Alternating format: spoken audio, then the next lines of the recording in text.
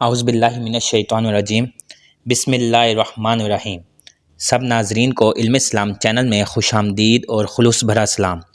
میرے پیارے عزیز دوستو، ان ویڈیوز کی تیاری اور ایڈیٹنگ میں انتہائی احتیاط کی جاتی ہے، پھر بھی انسان ہونے کے ناطے کسی آیت کا ترجمہ یا کسی حدیث کا ترجمہ غلط ہو جائے تو میں اللہ تعالیٰ سے معافی کا طلبگار ہوں۔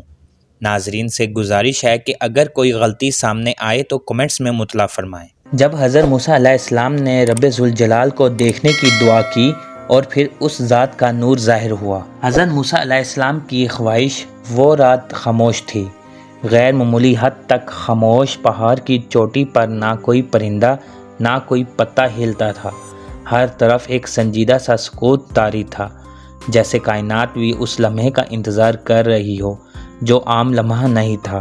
وہ لمحہ تھا جب ایک انسان، ایک نبی، اللہ سے وہ طلب کرنے جا رہا تھا جو کسی بشر نے آج تک نہ کی تھی۔ موسیٰ علیہ السلام وہی نبی جن کے ہاتھ میں اللہ نے عصا رکھا، جو دریا کو چیر کر اپنی قوم کو نجات دے چکے تھے، وہی موسیٰ جن سے اللہ کا کلام کرتا تھا، جنہیں کلیم اللہ کا شرف حاصل تھا۔ آج وہ تنہا کھڑے تھے کوہ طور کی بلند چوٹی پر، اور ان کی آنکھوں میں ایک عجیب سی شدت تھی، دل میں ایک آرزو تھی، ایک خواہش تھی، نہیں یہ ایک عشق تھا۔ اے میرے رب، مجھے اپنا جلوہ دکھا، میں تجھے دیکھنا چاہتا ہوں۔ یہ الفاظ فضاؤں میں گونج اٹھے اور پھر جیسے ساری کائنات نے سانس روک لی۔ زمین ہلکی سی کانپی، پہاڑوں نے سکڑنا شروع کیا، آسمان نے اپنی روشنی مدھم کر لی۔ ایسا محسوس ہوتا تھا جیسے پورا نظام ہستی رک چکا ہے۔ پھر وہ آواز آئی جو پہاڑوں کے دل میں بھی کپکپاہٹ پیدا کر دے۔ اللہ کا جواب: اے موسیٰ، تو مجھے ہرگز نہیں دیکھ سکتا، لیکن اگر تو چاہے تو اس پہاڑ کو دیکھ لے، اگر وہ اپنی جگہ پر قائم رہا تو تو بھی مجھے دیکھ سکے گا۔ موسیٰ علیہ السلام نے نظریں اس پہاڑ پر جما دی، ایک پر ہیبت بلند و بالا پہاڑ جسے صدیوں کی بادشاہت حاصل تھی۔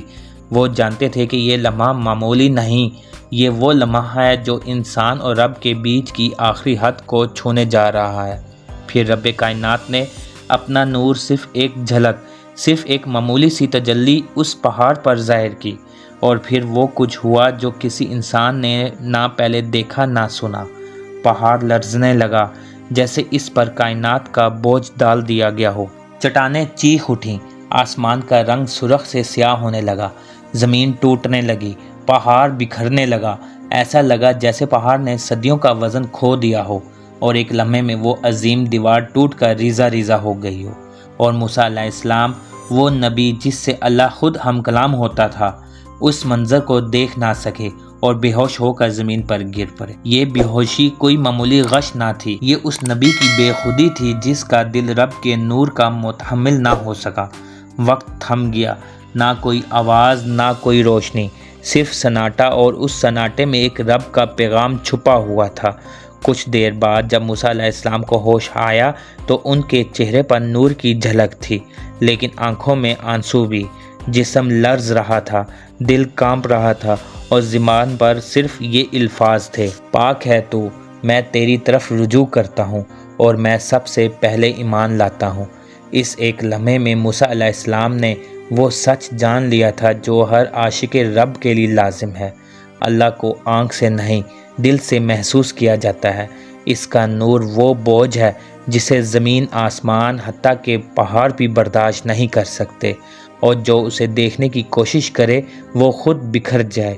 آج بھی کوہ طور کی وہ وادی خاموش گواہ ہے کہ ایک نبی نے اللہ کو دیکھنے کی جسارت کی، اور اللہ نے جواب میں اپنا نور دکھا کر بتا دیا کہ میں وہاں ہوں جہاں تو سوچ بھی نہیں سکتا۔